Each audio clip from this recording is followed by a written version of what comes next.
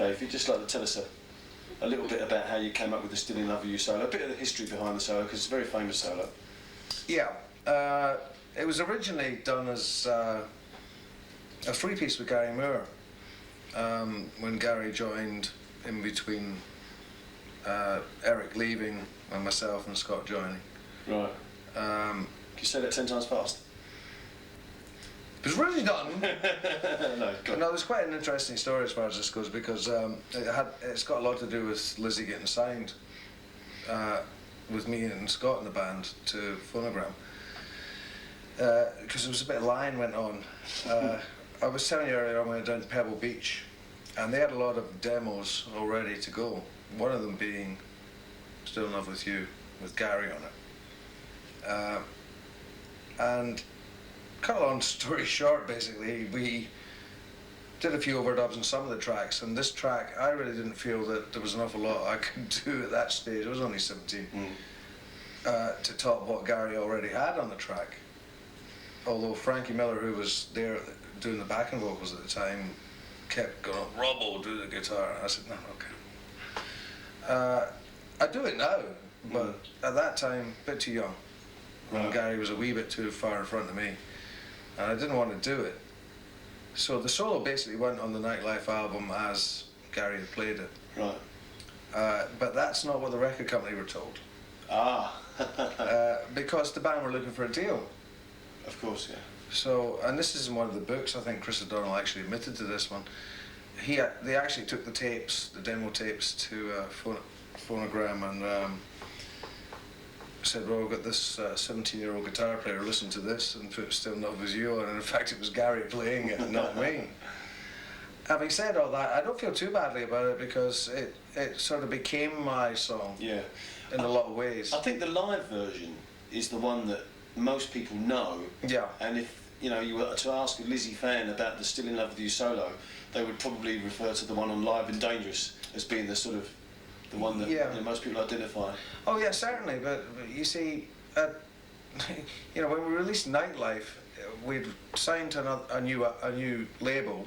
Yeah. And it was a new band basically, because it was two guitar players and Phil and Downey, and so it was basically a new start. In actual fact, Phil didn't want to call it Thin Lizzy anymore. Really?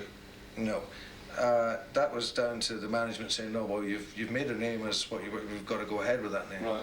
Did you know what else they were considering calling it? Yes, they were going to actually call it Farquhar and the Duvets.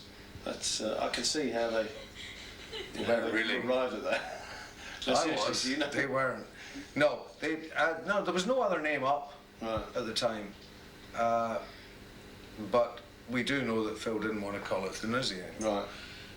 Now there was a certain amount of sense in that, in as much as it was a brand new band, and the sound was totally different with two guitar players. So we took that on. Now the Nightlife album was the first album with phonograms, and it was a kind of strange album. There was quite a lot of different musical influences in there, and we hadn't really found our way at that point, which is why there was a couple of songs in there that were kept like the demos and not changed to the band sound. And they would, they get pianos and all this going on, which is fair enough later on in a band's career. But when you're trying to build a guitar band, maybe we didn't have enough material, and we weren't together long enough at the time. The album was done in 9 months and just put out basically. After that, Fighting started to gel, the whole thing. And then of course Jailbreak, and that was it really. But then the band had its own identity then. On Nightlife it didn't, and so because we released the version of Still in Love from Nightlife, very few people would have heard that. Very few of the Lizzie fans that are the big Lizzie fans from the Jailbreak era onwards probably didn't even hear Nightlife. Right. Yeah, no, I mean, because you're building the band, so only so many people buy the first album, and so many people.